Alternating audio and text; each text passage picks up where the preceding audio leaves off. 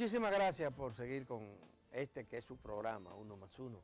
Aquí tenemos al profesor Arismendi Díaz Santana, un experto connotado de la seguridad social. Pero él además fue el primer gerente general del sistema de seguridad social y fue el mentor del proyecto que finalmente se convirtió en una ley, un proyecto que duró casi 10 años aquí debatiéndose, antes de que en el 2001 se aplicara. Y qué bueno tenerlo, profesor, porque ahora hay reclamos por todos los lados para que se cambie, se revise ese sistema en lo que tiene que ver con pensiones, en lo que tiene que ver sobre todo con pensiones y salud. ¿Cuál es su versión sobre esta situación ahora? ¿Y por qué, profesor, díganos, ayúdenos a entender, por qué si hay consenso casi en que debe de modificarse eso, no se hace? Termina de modificar.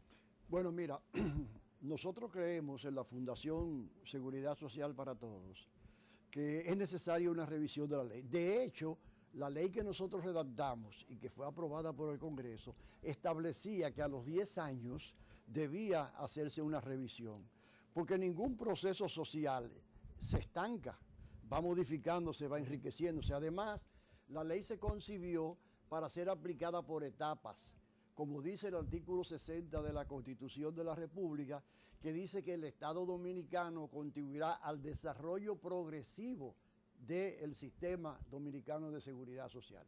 ¿Qué quiere decir progresivo? Que se va construyendo por etapas. Entonces, en cada etapa hay que hacer una revisión y hacer los ajustes correspondientes y agregar los cambios necesarios. ¿Por qué no se ha hecho? Porque ya van 20 años, ya van 20 años de ese asunto. Y todavía, 20 años después, hay una incertidumbre total, porque después de 2 años de trabajo intenso de una comisión bicameral que se creó en el Congreso Nacional para hacer una propuesta en ese sentido, esa propuesta se presentó y prácticamente cayó en el vacío. Pero la propuesta también tenía muchos problemas. Por eso fue que se cayó en el vacío. Ahora mismo no tenemos nada de qué agarrarnos. Ahora bien, en materia de salud, nosotros consideramos que las modificaciones que hay que hacerle a la ley son mínimas, porque el problema de la insatisfacción de la población en cuanto a la salud, al seguro familiar de salud, no está en la ley, sino en la no aplicación y en la aplicación antojadiza para grupos minoritarios que se benefician de la misma. Por ejemplo, tú lo sabes muy bien, porque en ese sentido tú eres un experto, además un comunicador. Para aplicar la atención primaria no se necesita modificar la ley, porque está contemplada en la ley. Para establecer un seguro familiar de salud para los pensionados tampoco se necesita modificar la ley. Para establecer el primer nivel de atención tampoco se necesita modificar la ley. Para eliminar los copagos ilegales tampoco se necesita modificar la ley.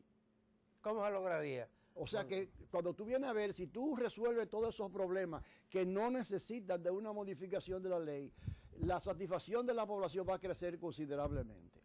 ¿Cómo se puede lograr eliminar los copagos? Bueno, los copagos hay que eliminarlos. En primer lugar, elevando las tarifas y honorarios de los médicos. Yo no puedo explicar a nadie que, por ejemplo, después de 15 años de el seguro familiar de salud, todavía se habla de 400, de 500 pesos para una consulta médica.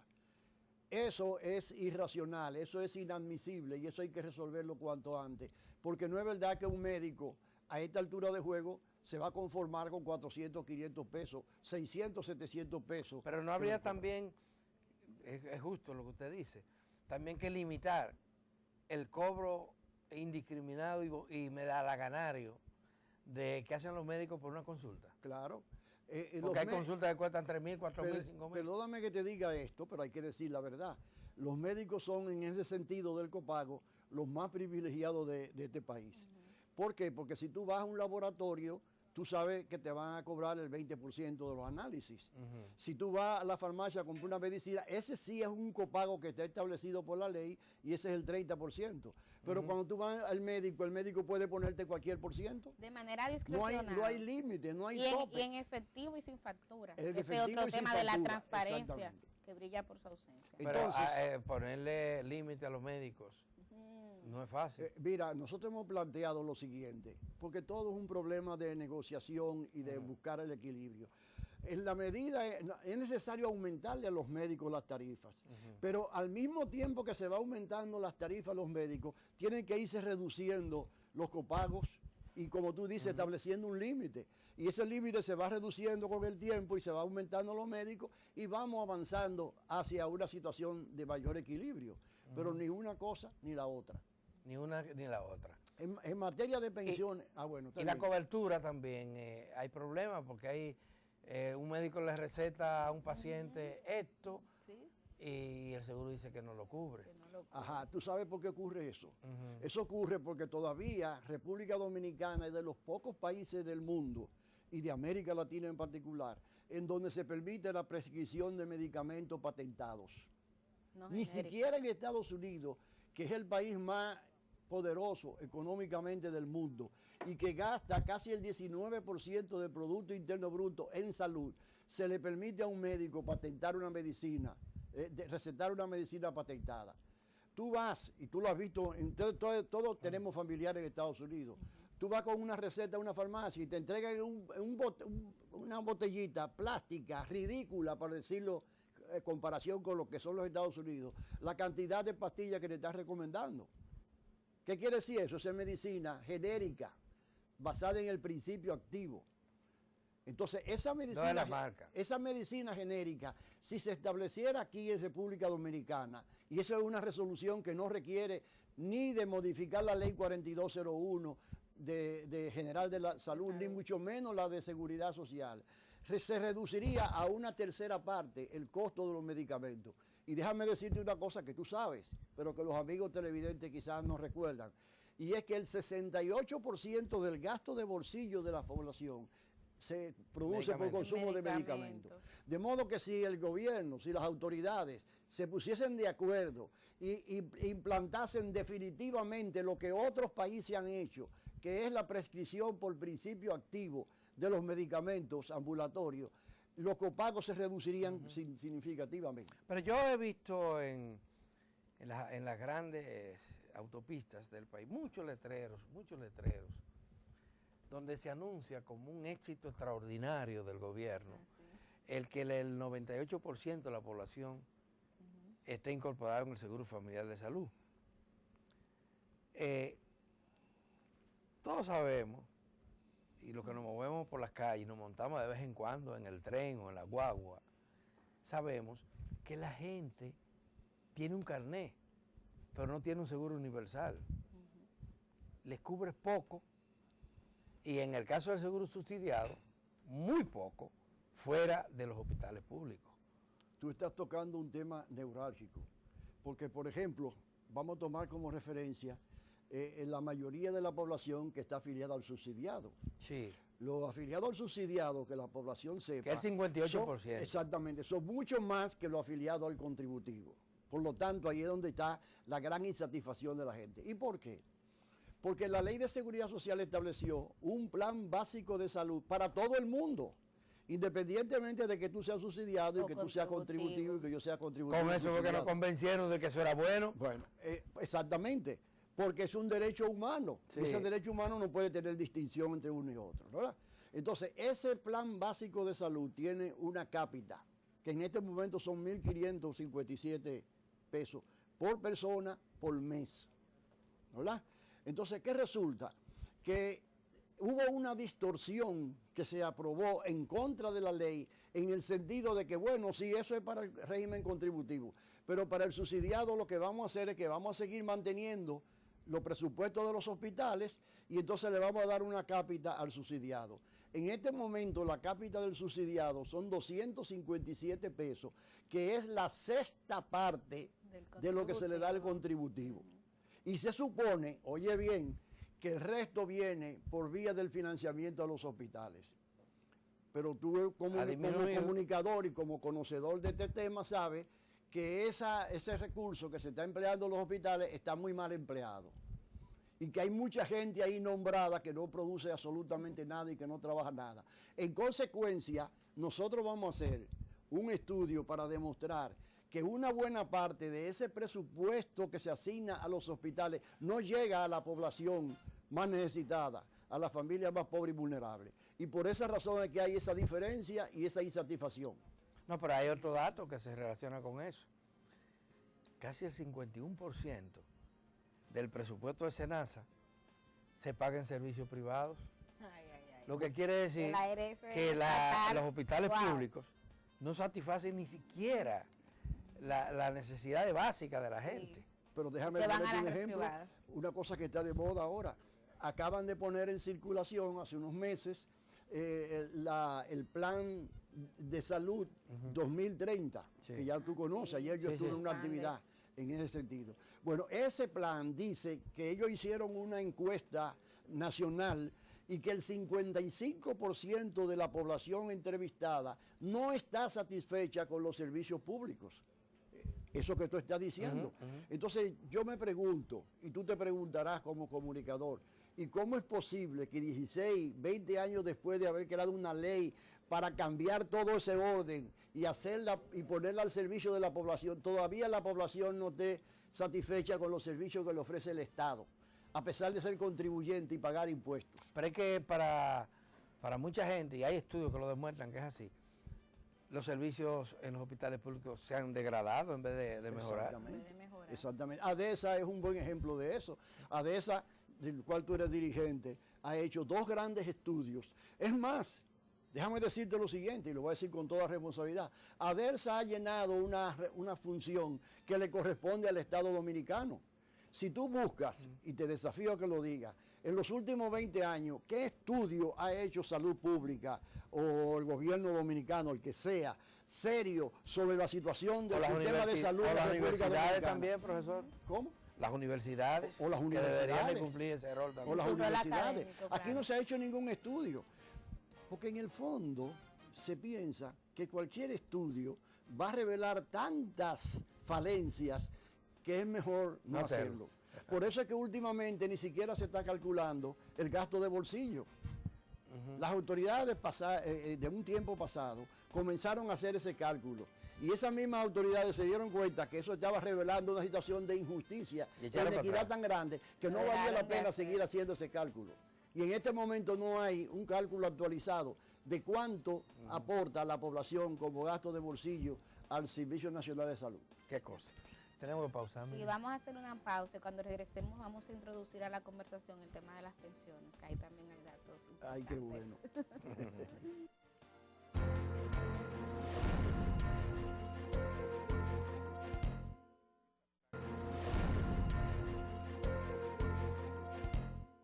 Muchísimas gracias por seguir en sintonía con Uno más Uno. Aquí tenemos un invitado de lujo, con él seguimos conversando.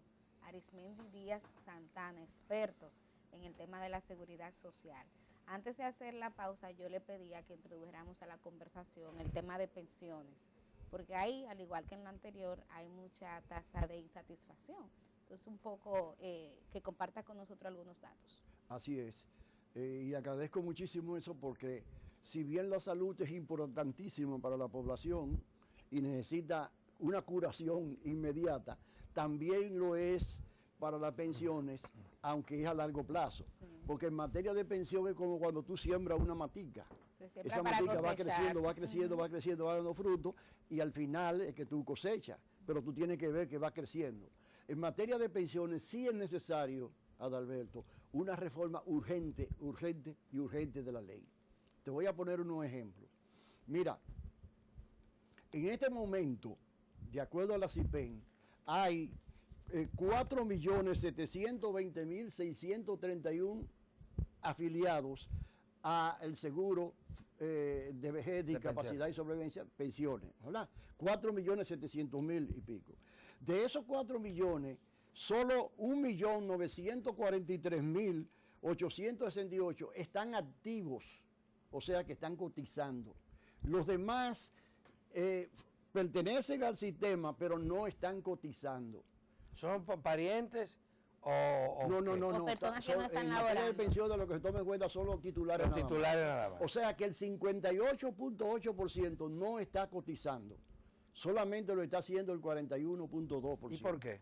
Bueno, por la informalidad del mercado laboral. Algunas personas están trabajando 5 o 6 años, se desemplean, comienzan a chiripear, a buscársela de alguna manera.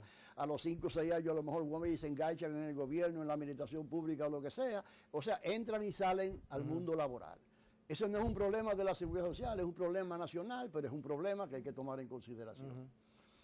Número 1. Número 2, eso da como resultado lo siguiente: las estimaciones que nosotros hemos hecho indican que más del 75% de los afiliados al seguro de pensiones va a recibir una pensión insuficiente para poder sobrevivir los años de retiro. Te voy a poner un ejemplo. Según nuestro cálculo, un afiliado que haya cotizado, por ejemplo, 15 años, en vez de los 30 que le correspondió, por aquello de que trabajaba una vez en el sector formal, otra vez en el sector informal, lo que sea, etcétera, va a recibir una pensión de alrededor de un 13% con relación al salario. Para que la población sepa de qué estamos hablando, supongamos un salario promedio de 20,000 pesos, un 12% viene siendo más o menos 2,400 pesos. Ay, madre mía. ¿Y qué tú crees que va a pasar cuando esa persona dentro de 3 o 4 años se pensione y le digan que le va a tocar 2,500, 2,600 pesos, que no da ni siquiera para comprar medicina? Ay, ay, ay. Pero la diferencia es la siguiente. Profesor, antes de seguir ahí, el tema de los afiliados y la cantidad de inactivos que están, de que no están cotizando, ¿eso es en contradicción con la fuerza laboral que se supone que tenemos en el trabajo formal? Los empleados públicos y privados. ¿La contradicción en qué sentido? Bueno, porque aquí hay más de 3 millones de asalariados. Sí, sí, puede ser. Pero una cosa es lo siguiente. No hay evasión ahí. Hay evasión y ilusión también. Y ilusión también. La evasión es cuando tú solamente declaras una parte de los trabajadores que te corresponden, como empresa, digamos, como empresario. Sí. Eso ocurre mucho en la construcción, por ejemplo, en la agricultura. Sí. Además de que hay trabajos que de por sí son cíclicos, Sí. las zafras y el tiempo muerto, etcétera. Y la ilusión es cuando tú declaras un salario que no se corresponde con lo que realmente está ganando. De todas maneras, lo importante es tomar en consideración que ahora viene un aluvión, vamos a decir así, de personas, para señalarte lo siguiente. De acuerdo a los cálculos de la Superintendencia de Pensiones, dentro de aquí al 2030, que solamente faltan, no digamos 7, sino 6 meses, 6 años, porque ya vamos a entrar al 2024 pronto, 6 años, va a llegar a 1.200.000 personas, van a llegar a 60 años.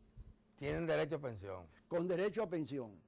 Una parte de esa parte, del 58%, no tendrá derecho a pensión, aunque tendrá algún recurso en el sistema que se lo entregarán de manera conjunta, porque no va a calificar para una pensión. El 30% de ese grupo es el que va a tener derecho a una pensión y va a recibir una pensión muy baja.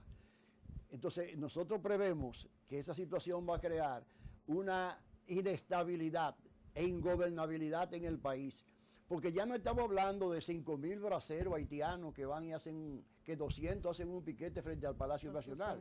Estamos hablando de más de 1 millón de dominicanos que después de todo lo que nosotros le hemos prometido y lo que han dicho los gobiernos de la Ley de Seguridad Social, se van a ver con la realidad. Pagado, además. Se van a ver con la realidad de recibir una pensión insuficiente. Y a pesar de eso, Adalberto, las autoridades no reaccionan suficientemente.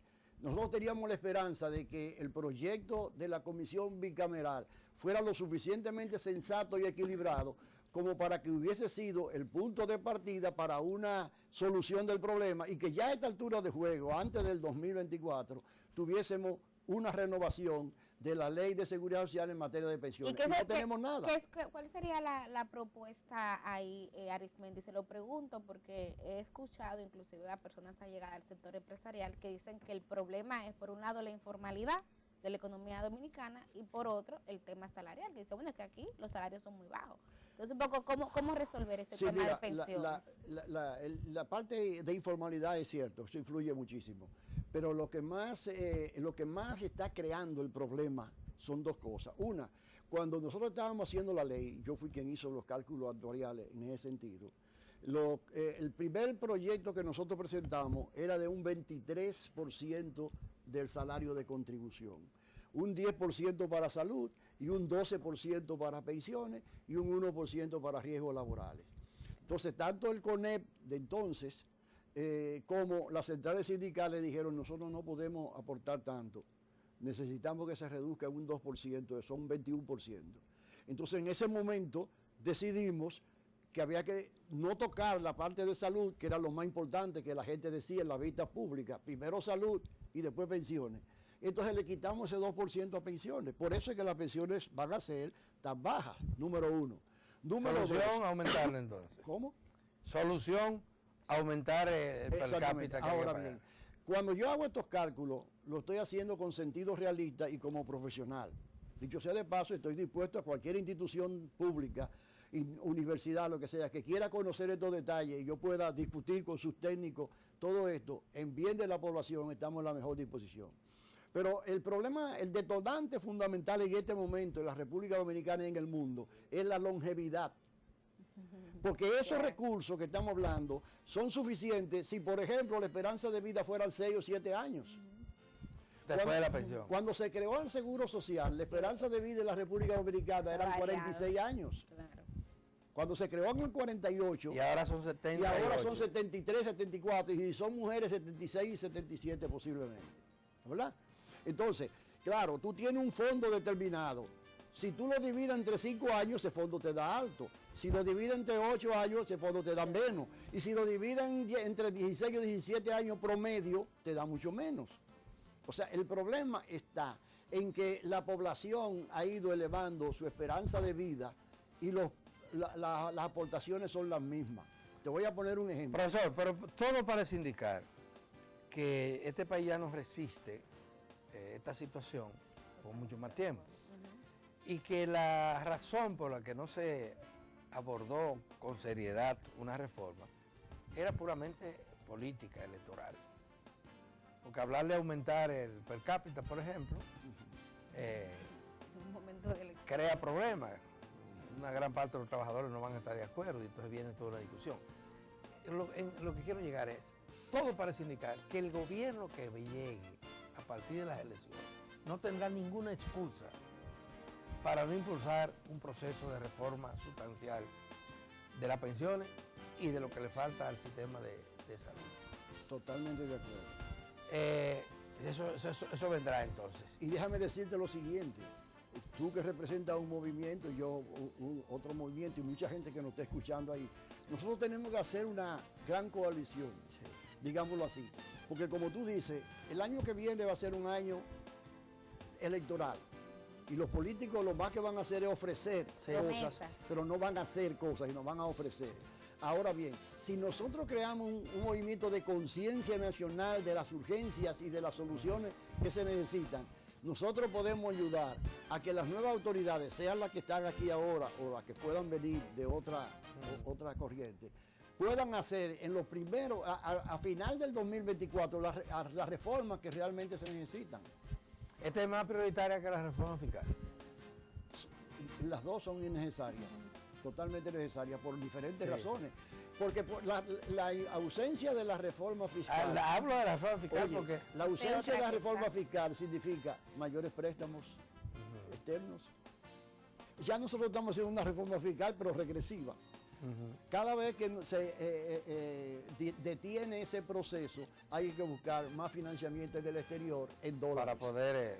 Bueno, se acabó el tiempo, caballeros. Muchísimas gracias al profesor Arismendi Díaz Santana. Un honor siempre tenerle aquí. Y no, en para Uno mí es Más un Uno. honor ser invitado aquí, porque desde antes de crearse la ley de seguridad social hemos estado asistiendo a la a los debate. programas de Uno Más ¿Y Uno. cuántas mesas redondas hicimos? ¿Cuántos programas especiales Muchísimo. para discutir eso antes que se aprobara? Así.